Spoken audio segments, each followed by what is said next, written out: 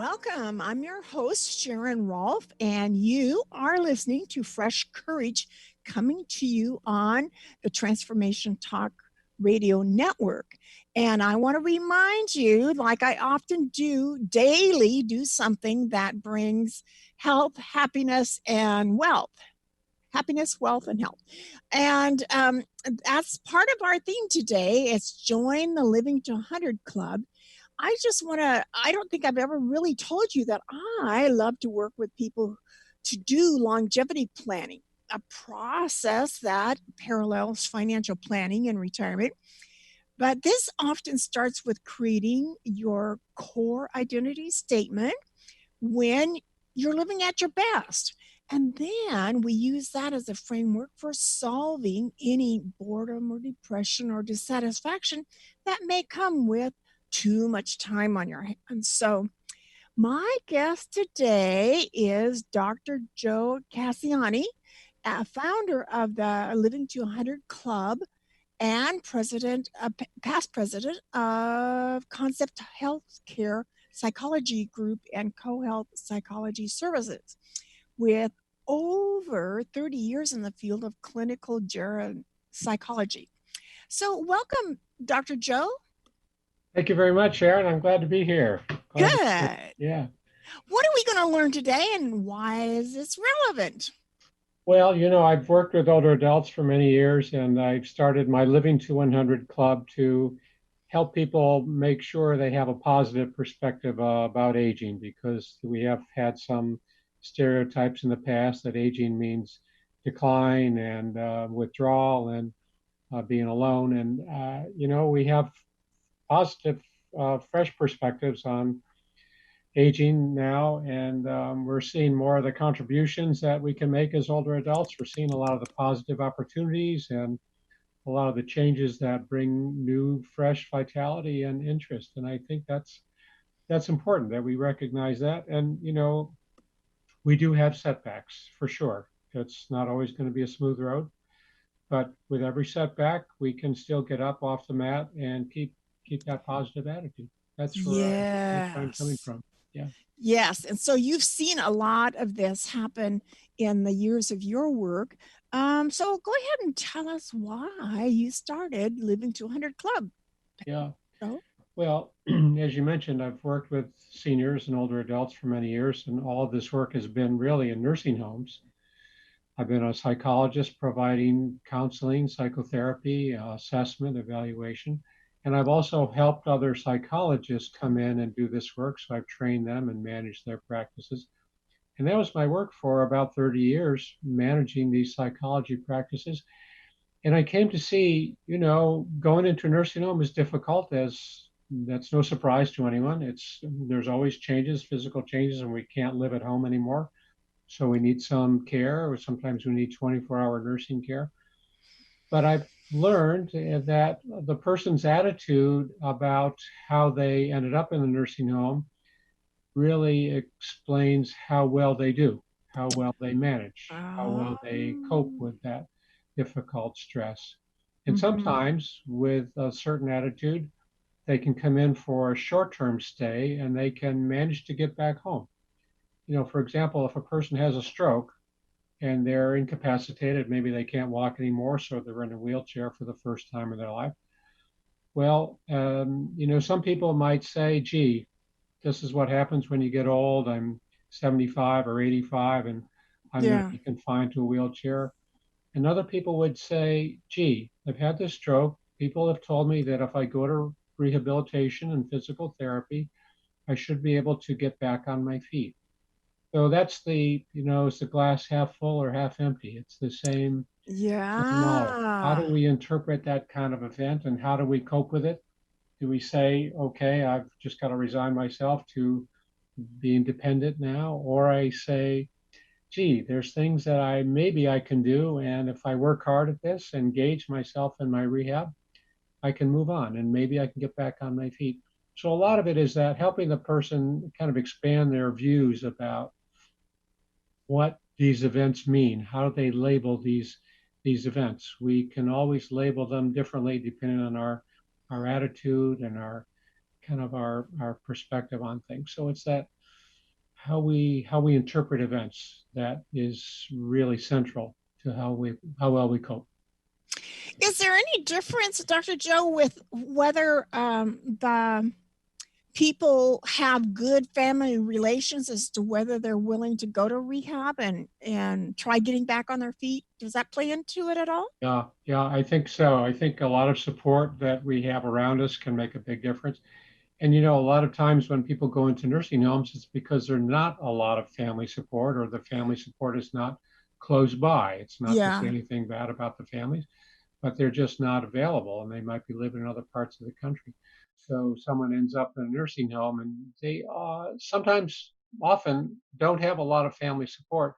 So it's up to the staff there, and families can be a positive force. I think they can sometimes hold a person back by saying, "Look, you gotta recognize, you're failing, you're declining," and so they take that positive spirit away. And that's a generalization. It's probably not all that common, but what the family says is that that external force, just like any friends or doctors, even they can be encouraging, or they can be slow down. Hey, recognize you're 80, be doing such and such. So it's that external force that can be a real influence, whether it's positive or negative. Yeah, it reminds me of the lady I picked up. I do Lyft in order to afford doing what I'm doing here. And I picked up a lady that was from New Jersey, and apparently her son brought her out here thinking you shouldn't be living alone anymore. Uh-huh. And she wanted a Lyft ride and asked if I could take her back to New Jersey. Yeah. But instead, we took her to the bus station and she caught a ride that way. But Well, sure. yeah, I was a little bit taken back by playing a part in her trying to get back Yeah. home, but Yeah. it was interesting. So, The, uh, the, the adult children really struggle, as you know. We all know. What do we do with mom? What do we do with dad? Dad can't drive anymore. He doesn't want to give up the car keys, or mom yeah. shouldn't be cooking. She left the stove on a couple of times now. So anytime you get some decline, physical decline, and if you couple that with some of the cognitive loss, like a dementia that sets in, then it's even more difficult for the families. How do we manage? How do we make these decisions for what's best for mom or dad, or the spouse? So, are you finding that there is more of a tendency to be negative these days in your more recent experience versus 30 years ago, or is it more positive or negative?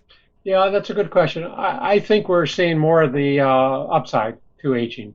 I Okay. think we're seeing more of the positives. I think there's a lot of information out there. We're reading all the time about people who are in their 70s and 80s and 90s, and people who are even centenarians. I was just reading again. There's almost 100,000 centenarians in the U.S. 100,000, and there's almost 500,000 people who are 100 or over around the world. 500,000 people. So we're living longer, and we're living healthier, and we're living happier. I think that's the encouraging news, and we're also learning a lot more about what it takes to live longer. What are those lessons for Yeah, longevity?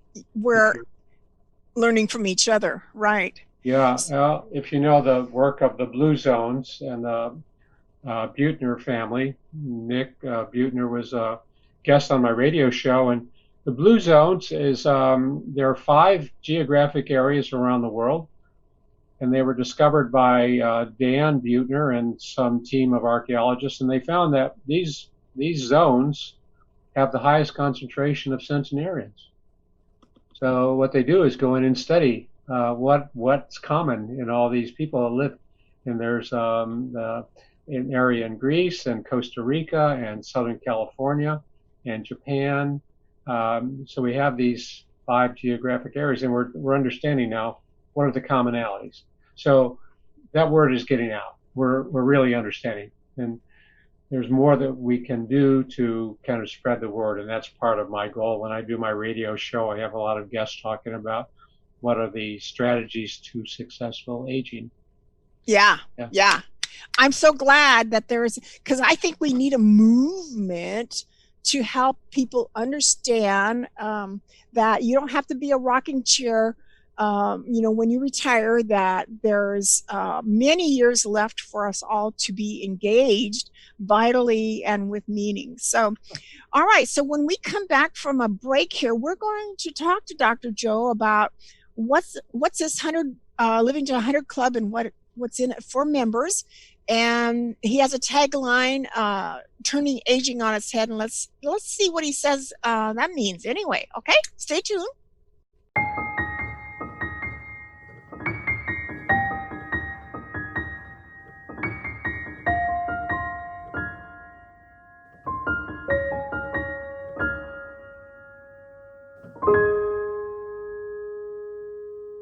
So here I'm Sharon Rolph, your host for Fresh Courage on the Transformation Talk Radio Network. And I have my guest here today, Dr. Joe Casciani, and we are talking about his new Living to 100 Club.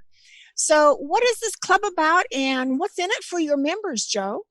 Yeah, well, right now it's a club for anybody that has an interest in learning more about successful aging and longevity and managing setbacks. I have a number of tabs on my website. If people go to my website, www.living2100.club, you'll see some background about me, and I have a little description of a membership, because right now the membership is free. We just want people to sign up and get our blog and newsletter, and we also send out weekly announcements about our guests on our radio show. We have a radio show on Voice America every Friday at 2 p.m. Pacific time. So there's people can sign up for that. They can also sign up for what I call a member handbook. It's called the 9 Principles for a Positive Frame of Mind as We Age. So people go to the website and they can elect to receive that handbook for free. It's a PDF document. And we also have a number of what I call curated articles. There's a lot of information floating around out there. So I sift through and distill and kind of synthesize a lot of the important content. So I have several articles in different categories, like positive thinking, successful retirement, which is your area, successful aging, health and wellness. So people can go there and read some of the more central, I guess, pointed information rather than sorting through all the information out there. I am going to be working on a paid membership, and at some point I'll have that. I'm working on it now, so people will pay a few dollars a month and get really more of that concise information about longevity. I think everybody can get free information, but I need to think about what I can do as a psychologist who understands this population and what can I bring to my members. So that's where I'm focused these days. There's also some background about my presentations. I do a number of public speaking engagements, so people can see that if they're interested in having me come out and do a presentation to a group. Happy to do that. I call it Fresh and Inspiring Perspectives on Living to 100. It's a fun PowerPoint presentation, uplifting, positive, upbeat. Yeah. We need that.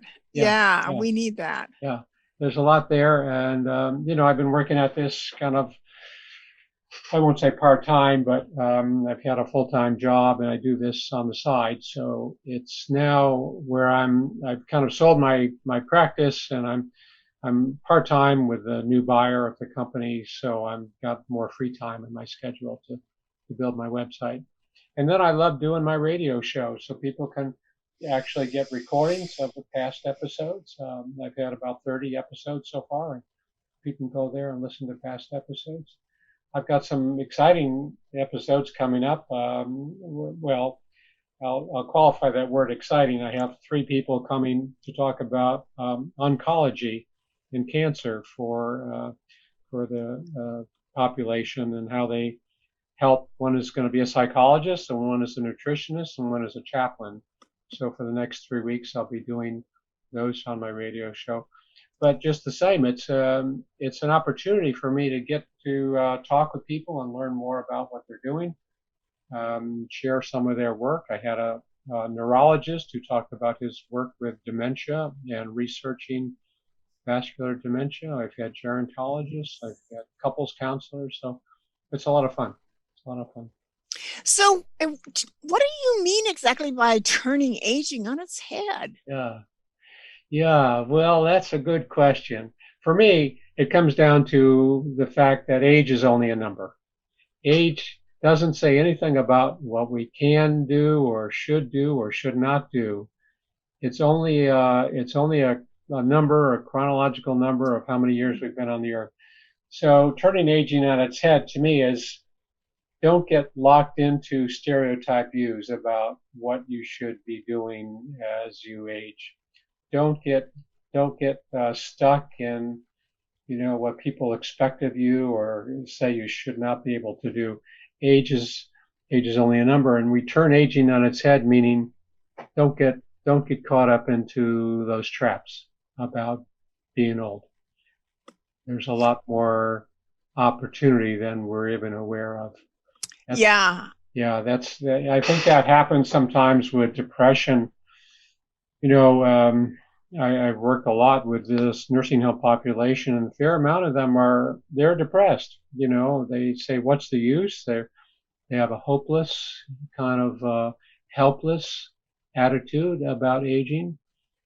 So for me, it's often a matter of helping them understand that depression narrows our perspective. It's very good at limiting what we see around us. So it's almost like we're wearing blinders, like the horses used to wear, so they couldn't get distracted. And if we're depressed, we have blinders on, and all we see is what's wrong. All we see are the losses, the disappointments, the setbacks, the failures. And I say, look, let's take those blinders off, because there's more than that. There's more than those negatives. There's a whole big world out there. And if we remove the blinders, we can help people see some of the good things. And that's why I talk about find an exception, right? Find the exception to that single negative, narrow view. And once you find an exception, then you've got a chance of finding more exceptions. You've got a chance to finding more good things going on. So it's like looking for those different views. Kind of reminds me of the difference a dog or a cat might make in your life. You introduce an animal, and man, that changes things. Or you go outside. Just going outside around the block can change your perspective. Yeah. Very, very true.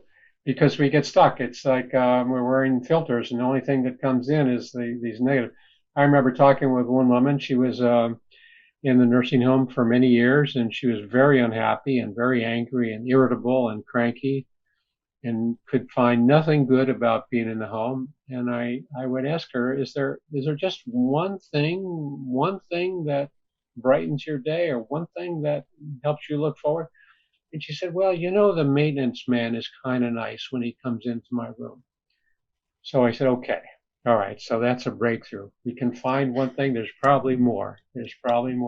And then you expand that. So it's like it's breaking away that rigid view about everything going wrong. Yeah. I love the Patch Adams movie, and he gives a couple examples in the movie of giving, even in a hospital, helping somebody's wish come true. And sometimes that wish is the thing that keeps them living, and now they can pass with having a settled peace. But just having a laugh. I mean, one of the scenes is swimming in a pool of spaghetti or something, and another one was a man having another battle on the military field, and they put up some balloons, and he was shooting the balloons because that was his identity kind of thing. So Patch Adams has a way of bringing reality and our joy back to us, and it's just so fun. Sure. There's a great story about Steve Jobs, the guy who founded Apple. I read his biography. And Steve Jobs was adopted, and he found out about that, I think, around 10 or 12, age 10 or 12. And he just felt completely devastated, right? Just completely unloved. I'm so worthless. Even my biological parents didn't want me. I must be completely worthless and unlovable. And his adopted parents heard him say that, and they said, "No, no, no, you're so wrong, Steve. When we adopted you, you were the most beautiful child, the most beautiful infant, and we just knew you were the most important person to us." So Steve Jobs, it was like a light switch got flipped. He went from being unlovable, my biological parents didn't want me, to now I'm the most important person in the world. So what happened, right? What happened? Uh, it's like flipping that switch. The adopted parents didn't give him any new skills or talents. It was just that self view and how he changed from negative to positive. So that's what our thinking can do for us. It's like the people in the hospital, they can express their wishes, and those simple breakthroughs, that unlocks our perspective. So are you saying that we start new chapters in our life journey by flipping a switch, Joe, or is there something more to that? You don't flip the switch. I think the switch gets flipped after we start the new chapter. So we could talk more about this, but starting a new chapter. Okay, I used to run marathons, and I had a stroke, and I can't run marathons anymore. So now I'm going to be confined to a wheelchair. So how do we dig for our strengths there? How do we dig deep and find our internal resilience and our internal determination and motivation? That's the new chapter, right? That's the new chapter. So it's flipping a switch, but it's much more than that, because it means now rewriting the script. And I've got to write a new script because my old script from yesterday doesn't work anymore. Well, and it reminds me a couple lines that I picked up. The Lion King, one of the lines is, "Have you forgotten who you are?" And I see that as what might have been the stimulation to run a marathon is still inside you. How can you use that to continue going forward? Yeah. And then we are the one that decides what stops us. So do your kids and what they think is good for you stops you, or do you remember that vitality and that motivation that you've had all your career, and it served you well, and it still is something that is inside you if you wake it up and decide? I agree 100%. It's always inside us. That fire and determination is always there, and it gets expressed different ways as we get older, right? The expression, but the motivation, that fire is still there. And I always tell people it's bottomless. I mean, nobody can take that away from us. Yeah. Nobody cool. can say, "Oh, stop trying," or no, it's there. And no matter what it takes, we dig deep, and that fire is still burning. Sometimes it might be just a spark, but it's there. It doesn't go out. As long as it's alive, it's still there. Okay, so we're going to take another break here, and we're going to talk more about how we start this new chapter in our journey when we come back with Dr. Joe. Stay tuned.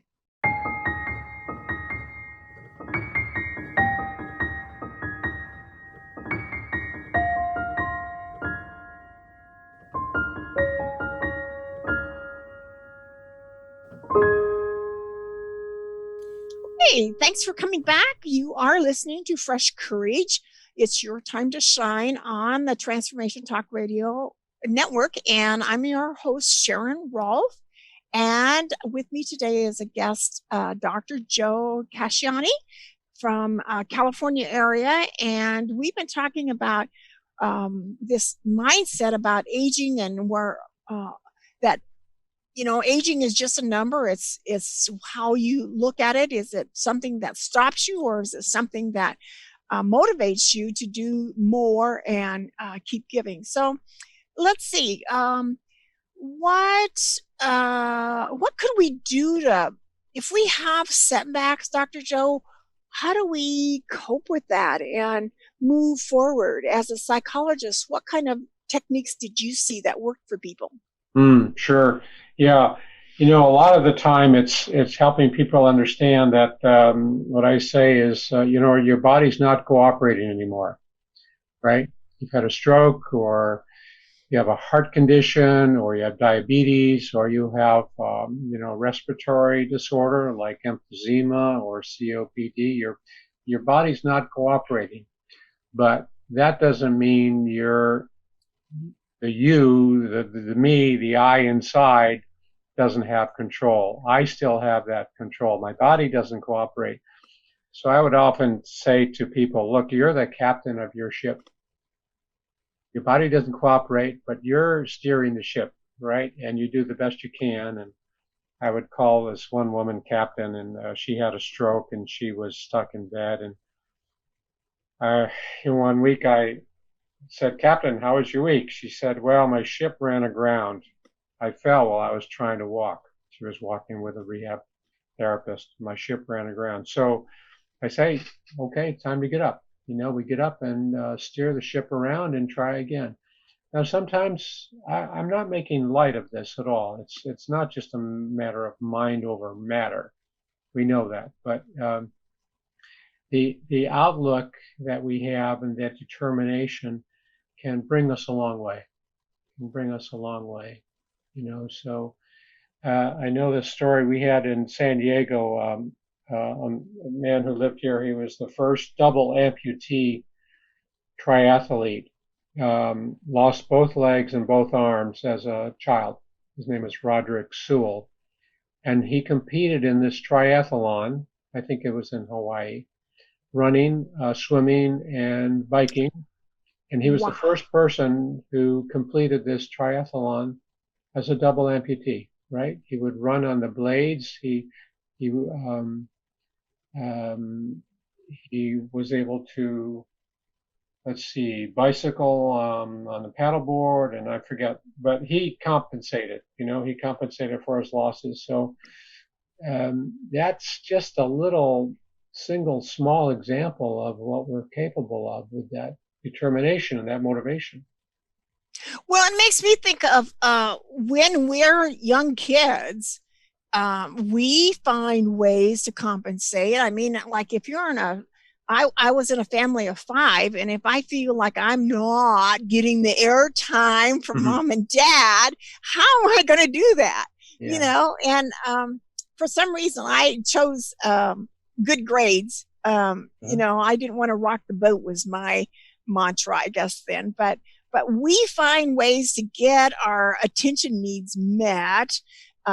Even dogs and cats, I understand, have ways to compensate behavior to, get you to pet them or take them on a walk or whatever. So this compensating behavior is much more powerful than I think we have ever recognized. I think so, because there's always hurdles, right? There's always going to be obstacles ahead. It's never a smooth road. Never a smooth road. I mean, we might hear stories about successes and fame and all of that, but there's always going to be the hurdles. And helping people understand that, how do we face those hurdles? Do we give up and say, I can't manage? Or do we say, oh, I'm going to find a way around this one. I'll make a detour, or I'll go sideways, I'll go underneath it, whatever it takes. Yeah, I like to remind people to explore the possibilities. That's being curious, that, I often like to believe that when I go to sleep, if I haven't found an answer to something, then tell my subconscious, what is the answer to this? Help me out here. And it'd be surprising how often an answer comes to us if we're paying attention, because we actually did want and seeking an answer. So yeah, the answers are always there, right? They're always inside us. They're blocked sometimes, but they're always there. Yeah, they're always there. Yeah. So why do you find that older adults get depressed? You said it mentioned something about their capabilities aren't the same, and maybe our health is our health conditions have set us back. Are there other reasons that people get depressed? Yeah, of course there are a lot of contributors or precipitating factors. Sometimes they're even biochemical in the bodies, and that's something I can't dismiss. But from my perspective, a lot of it is the self-talk. What goes on in our heads? What That's happens? What that's something happens? I control, right? Well, it is, yeah. There was a Roman philosopher, Epictetus. He had a great line: "We are disturbed not by events, but by the views we take of these events." Oh, yeah, yeah. Not the events that disturb us; it's the view that we take of the events. So I think that is, to me, the explanation for a lot of, depression. That, gee, I'm a failure. I failed. My family doesn't love me. Haven't been successful. I'm poor. I haven't taken care of myself. So it's that mindset. And I tell people we can't let yesterday define who we are today Or tomorrow. or tomorrow. Yeah, don't get stuck in what happened yesterday or last year or 10 years ago, because that's not going to determine what our view is today. It doesn't have to determine it. It's just something.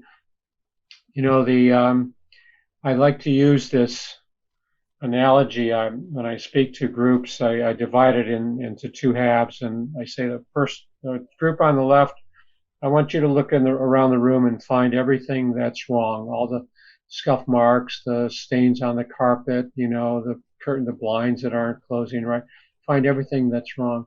And the group on the right, okay, I want you to look at everything around the room and find what's positive. What are the nice fixtures, the features, the sunlight, or whatever's going on, the colors. And we go around the room back and forth, and they point out the positives and negatives. And I say, look, it's the same room. It's the same room. What are you using to view the good and the bad in the room? And that is a real eye opener for people, because how are we viewing this medical condition? How are we viewing, something as simple as losing our hearing, or our vision declines? We have to, we need a walker. How are we viewing that? How are we viewing that? Is it which part of the room are you looking at, the positive or the negative? Again, I'm not dismissing this. There's always some heavy duty complications that come with these setbacks, but our views about these setbacks make all the difference. How we interpret them. So how do we overcome these setbacks, Dr. Joe? I bet you got a handful of solutions here, right? Yeah. Well, a lot of it is, let's explore some of that negative self-talk.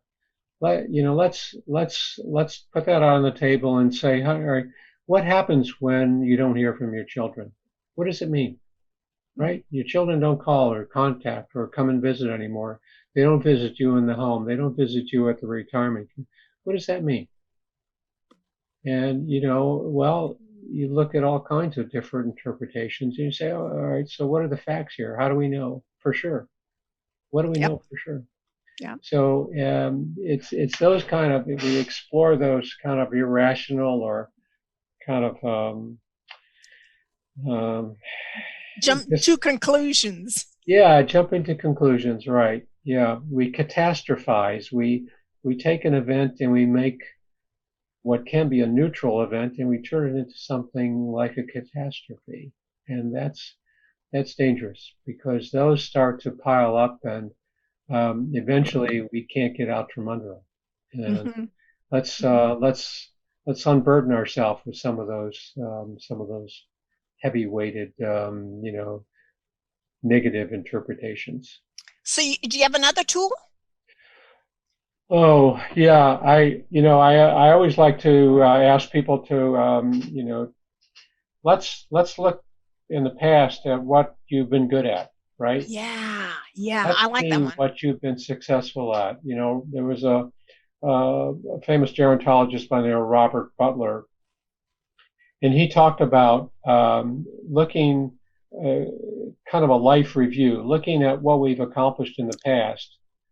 oh, I used to be very good at this, or I used to be a great tennis player, or I used to be a great bridge player, or, I was very successful in my job. So we can use those positive experiences to kind of balance what's going wrong today. All right, so I can't walk anymore.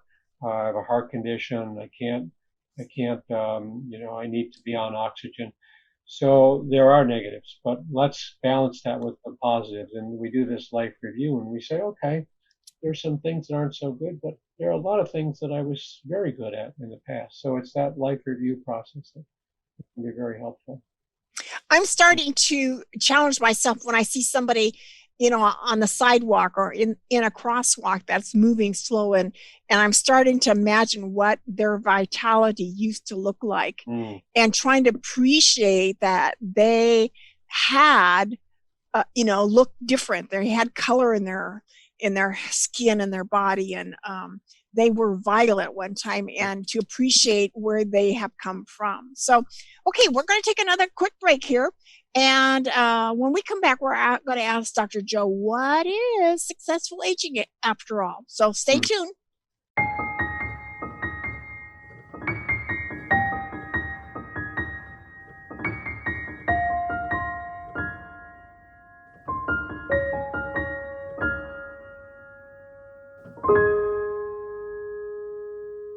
With fresh courage on the Transformation Talk Radio Network. And my guest today is Dr. Joe Casciani. And we're talking about successful aging. How do you define that, Dr. Joe? There's a lot of different ways to understand that. The obvious way is to live healthy lives and to do everything we can to stay fit. And, that means I mentioned the blue zones earlier, and what they found are some of those common elements for people that live to be 100 and over. And that's physical activity. They move a lot. They have a good diet, a plant-based diet. They don't eat a lot of meat. They do eat some meat, but not a lot of meat. Maybe once or twice a month they'll eat meat. They have a lot of social connections, whether it's family or community or clubs. They have a sense of purpose. That means a hobby or a passion or something that really gives them a lot of joy and reward. And they sleep. They have good sleep habits. Alcohol is the minimum, and smoking is not part of the picture. So when you have those elements, chances are they found that will contribute to a pretty long, healthy life. Now, to me, successful aging, like I said, we don't all get to live to be healthy. We have problems. We might develop a debilitating condition. We might, have a very severe chronic disease, and we might have real setbacks. We're in an accident and we're confined to a bed. So successful aging to me means, how do we face those events and get beyond it? How do we keep looking forward? Can we maintain a positive attitude even when we're confined to bed or a wheelchair or can't walk anymore? Successful aging doesn't mean living to a longer chronological age. To me, successful aging means I'm coping and I get knocked down and I get back up off the mat. Nothing's going to keep me from maintaining a positive attitude about things, no matter what's happened in my life. I could have lost my spouse of 50 or 60 years, and now I'm a widower. I could have had both legs amputated because of diabetes and poor circulation. Any number of things could go wrong, but I can still stay positive. That to me is the person who's aging successfully. Okay, so you said you sold your psychology business. What's motivating you now? And tell us a little bit about how we can get a hold of you. Sure. Well, my interest is in my Living to 100 Club and all the different iterations that it brings. So it's the radio show. It's having content that's available. It's starting to build a membership a subscription service. I love doing this because as I've said, I've spent so many years working with older adults, and I want to reach people out there that want to share and learn and kind of contribute and can see some positive things in their future. I'd love to have some sponsors for my radio show. It takes some of the burden off financially. But that being said, I've done 30 episodes and I'm continuing to do them.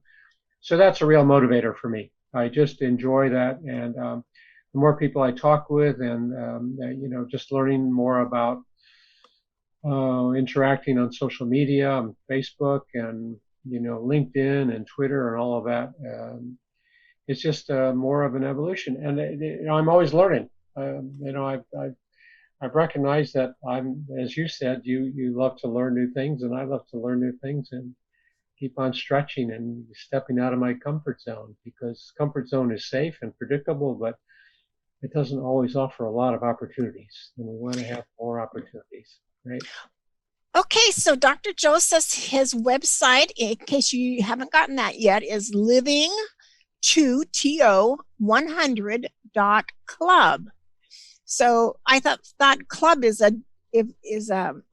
the tail end is something real new. So make sure it's not com, it's club. And he said he has a Voice America show on Fridays at 2:00 on Pacific time. And the name of that show is called? It's the same, Living to 100 Club. Okay. It's on the Health and Wellness channel. If you go to voiceamerica.com, you can look at the schedule and zero into Fridays, and you'll find mine at 2 p.m. You can listen to live or you can listen to recordings. Yeah, JC at Living to 100 Club is living2100.club is an email you can use to reach me. So .club is what's called a top-level domain. They have a lot of new domain, .com, .org, .biz, but .club, .health, .co, you can even get a .pizza. So there's a lot of variations. And it just opens up. The World Wide Web is big enough, but it's even bigger now. So I have .club. Well, Dr. Joe, thank you for being on my show today. And you said you had a giveaway. If people go to your website, they can find a member handbook for 9 principles to create a positive frame of mind as we age. He also has a newsletter and blog. So my website is called effortlessvitality.org. And I do have these little art blocks available on Quilted Petunia store on Etsy. And I create a weekly thought for the week. But, something that I've just learned this week from one of the potential guests that I have is to ask my listeners to rate and review my show. That's a way that both Joe and I can build our audience. So after listening to this podcast, to give some stars, or to rate it, or comments, or both. And so if you see value or got inspired or got some new information, and you want to see our efforts to continue, help me grow my audience with my reach and effectiveness by knowing how the rating people give the show and the value that they see in it, because that's part of this movement of getting the mass media to know we need to be reckoned with and have a leverage of money and interests, and this whole interdependence really still does play into, and that social, don't get isolated, is a big part of what we're responsible to keep vital and alive is our relationships in retirement. And I think there could be more done in this movement that we're contributing to. You can help us with the contribution with the rates and reviews. So I appreciate you being on or listening today, and stay tuned next week. We're going to have an organizer on our program and tell us why being organized gives us a really better perspective on life. Thanks for listening, and we'll look for you to tune in next week.